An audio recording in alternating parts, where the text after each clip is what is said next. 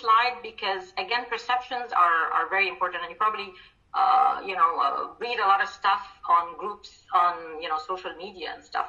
The truth is, and this is a global survey, all these alternative plant-based whatever, okay, in every category, it is anchored in health. Okay, so whether generally you think it's healthy, or you have issues with milk, or you have allergies or whatever, so this whole animal welfare and sustainability is not really big on consumers' minds. I mean, I'm just being very frank about it.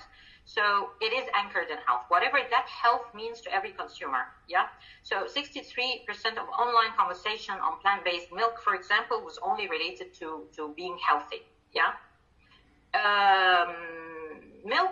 The word milk is actually very controversial because in the EU, and if you're exporting, you need to check that. You cannot call it milk, it's called drink, and even the visuals cannot be that of, the regular one, اللبن بقى ونازل وحاجات كده. No, it can't be that because they see that this is confusing for consumers. So it's supposed to be a drink.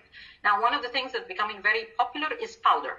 And the reason for that is you can take it on the go, and longevity, it stays longer than others. And when we say experimental foodies, this is around people who like to cook, but they have certain allergies, but they like to try things. And for them, using it in powder format, it makes a lot of sense for them. Yeah. So as you see, there's a lot of, creamers, there's a lot of possibly some mixes and smoothies that would use powder versus liquid. Another discussion in the alternative milk space is around nuts or grains.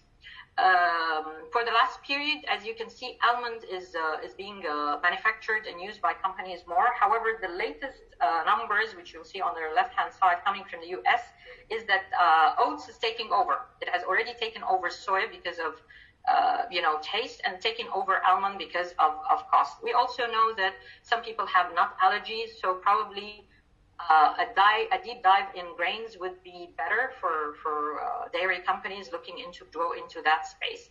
Out of which today, as we speak, oats is the number one used.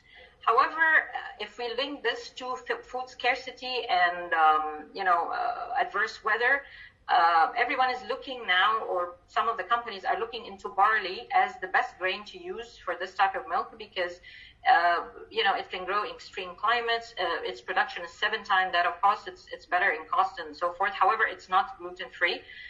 But then again, oats is like, it depends how you manufacture it. So again, it could be or could not be. So it also, barley can also be into mixes. So there's no issue that you have it with chocolate